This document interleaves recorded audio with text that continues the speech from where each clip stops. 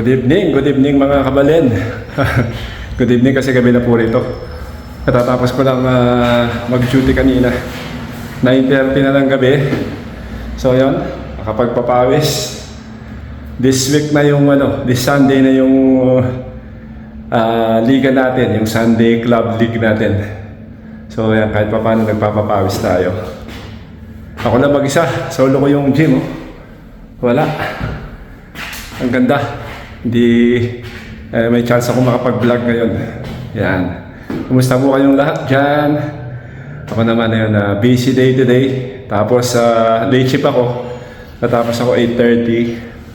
So uwi na sana ako, kaya lang tumakbo ko rito kasi gusto ko kahit papano sa Sunday may ibubuga naman kahit papano. Masaya na naman yun, may mga magdadala ng pagkain.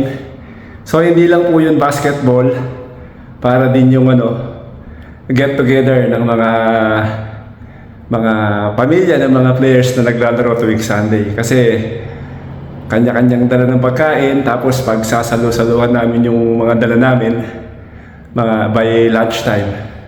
So mag-i-start yung day namin ng mga 8:30 ng umaga, opening, tapos matatapos siya mga 6 ng gabi. So parang 4 na games.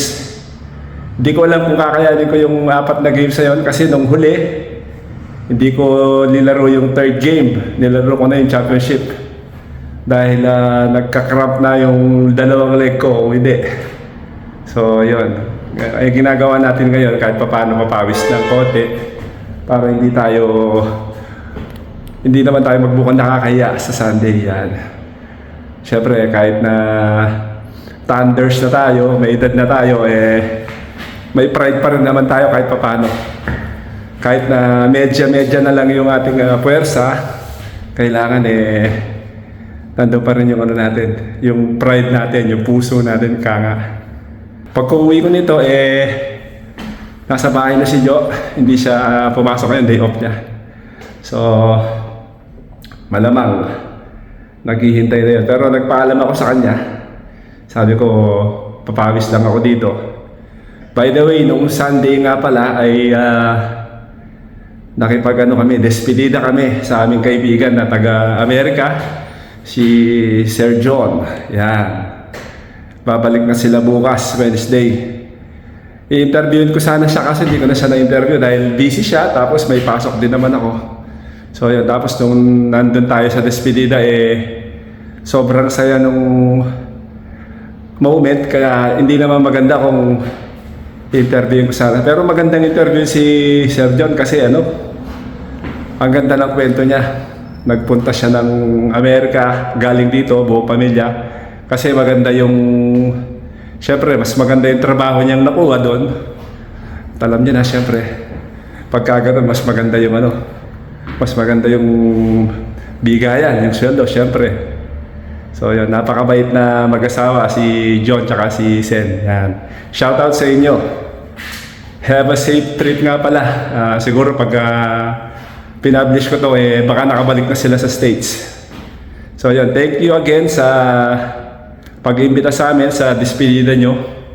Yan, papakita ko nga pala dito yung mga clips namin nung Sunday. Kasi marami kami magkakasama. Tapos eksakto, laro ng England versus Slovakia. So nung dumating kami, parang talo na yung England, 0-1. Tapos biglang nag-goal, 90 minutes to go. Tapos naka-isa pa. Una si Belling, hindi ko na kabisado yung pangalan, pero yung pangalawa si Kane. Yan, nasaya-saya namin. Papakita ko yung moment namin dyan. Yan. Yan, nandito kami. Nanonood ng game. Iba naman. Yun o.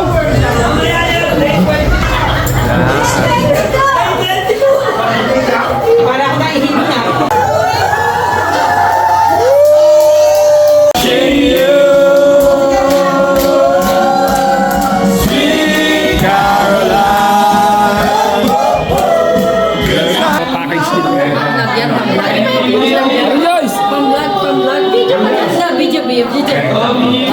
Kami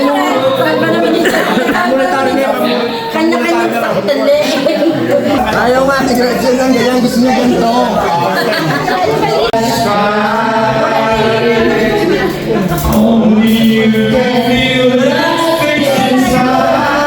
Video pala eh!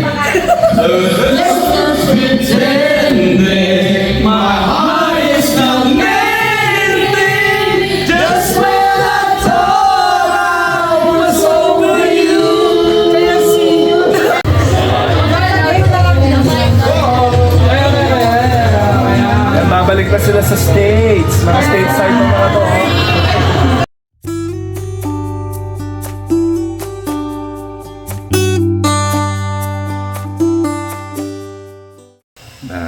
Nakauwi na ako. Napagod. Yan, kumain na ako. Tapos pagdating dito mga 10 na eh. 10 na ng gabi. So tulog na sila Basti at saka si Joaquin. Si Mami na lang ang gising, hinihintay niya ako. Tapos yun, kumain ako, sinabayan niya ako. Hindi na siya kumain, ako lang kumain. Pero yun habang kumakain, nagkukwentuhan kami dalawa. Ayan. Anyway, i-end ko na yung vlog dito. Bukas ay off ko.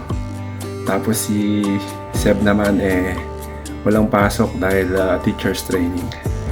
So baka pumunta kami ng town. Lalabas lang kami. Magde-date kami dalawa. Yan, banding namin dalawang mag-ama. So yun. Hanggang sa susunod po, maraming salamat ulit sa mga walang sawang nagko-comment dyan. Alam ko yun lang kayo. Salamat po sa inyo, mga kapatid ko. Yan. Tsaka yung si Madam Mary Tubeldan. Shoutout sa iyo ate. At lagi kang nag-like at nagko-comment sa mga vlog natin. Yan. Sana dumami kayo. Yan. Salamat po ulit.